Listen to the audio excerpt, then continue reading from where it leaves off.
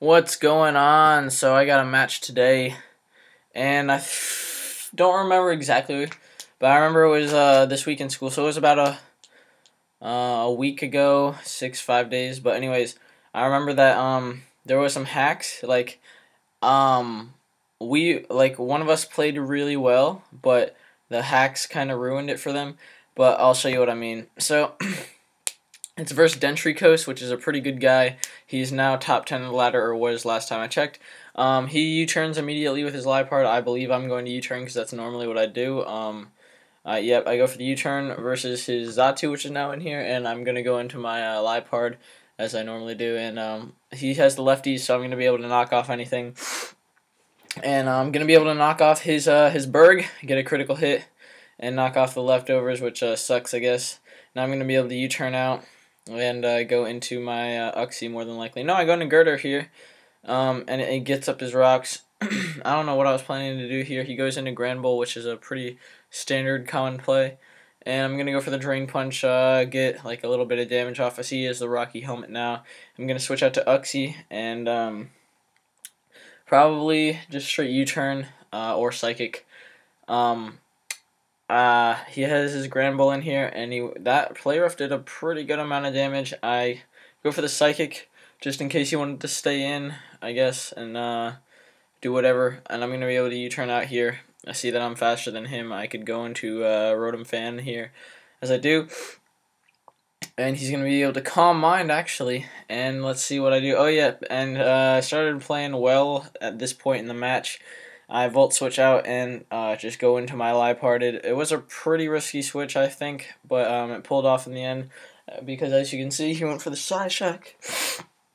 And that is not going to affect my Liepard, and I'm going to Pursuit Trap him so that he can no longer block my rocks from being set up and the good stuff like that. And he's going to go into his Muffro himself, and I'm going to actually get pretty lucky there and outspeed him, because had he outsped me, it would have been a little bit different. And I'm going to go into my Uxie now, basically as fodder, because, yeah, Uxie is normally the thing that I try to get out of the way first, and right here, there's no reason to switch out into anything. I believe I just went for the rocks or Psychic or whatever, and I'm going to go into my Persian here, and here's like good play number 2. I'm going to U-turn out here versus this guy, get his weakness policy activated, which is pretty funny, I think, and go into my Girder, and he's definitely going to want to switch out versus Girder because definitely threaten him. And I'm going to be able to just Drain Punch, and his Vendro comes in the Grand Bull.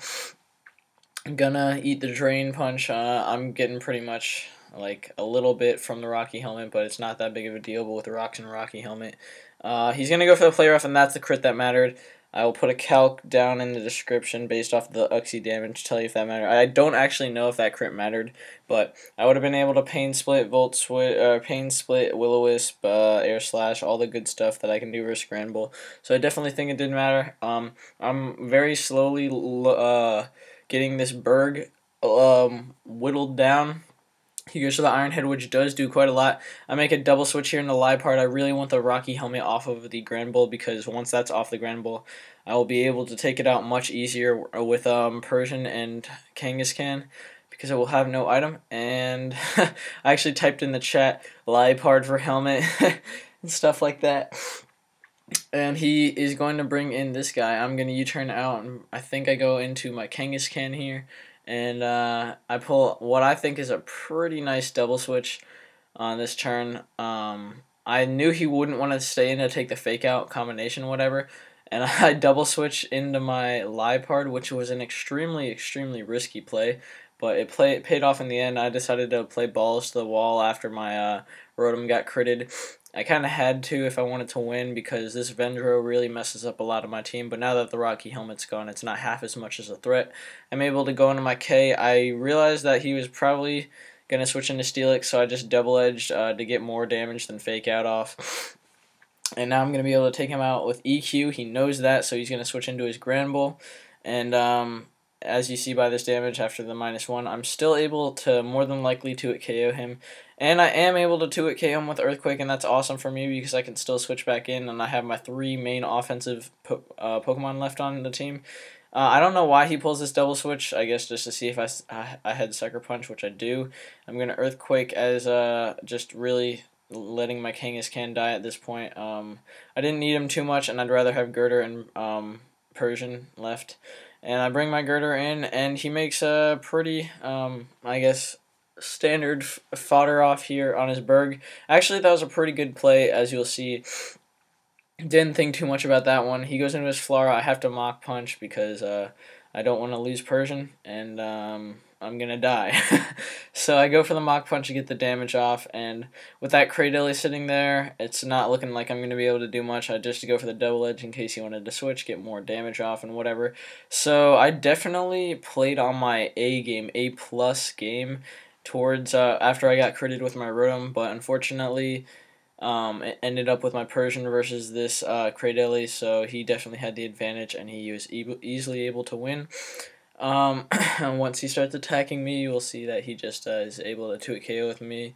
2-hit KO me with Giga Drain, and unless I had gotten a crit or something like that, there was no way I was going to win. So that was a pretty good game, and I still don't know if that play rough mattered. Actually, let's just go ahead and do that right now. So it was a Granbull, offensive support. Let's just put 252 attack, because why not? And Rotom Sky, and let's just do Choice Scarf. And 128 HP is what I'm running. And that is a Play Rough. Why does it not have Play Rough? Is this Granbull? Why does it not have Play Rough? Am I spelling it wrong? What? Oh, it's black and white.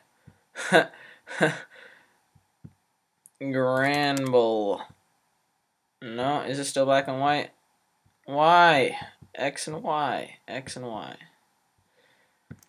Granbull versus Rotom Sky. And 128. I don't think I have any defense on this or on that set. Play rough. Okay. I don't know if it was adamant or not, so maybe it didn't matter.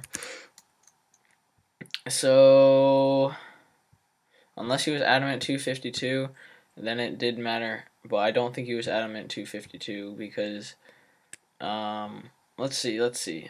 Let's actually just find out.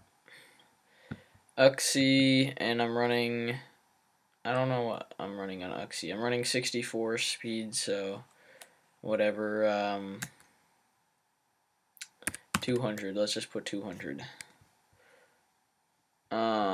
Okay, so I'm just going to go with he was adamant. I'm just going to say it didn't matter, because I want to say that the hex didn't matter, more than I want to say it did matter.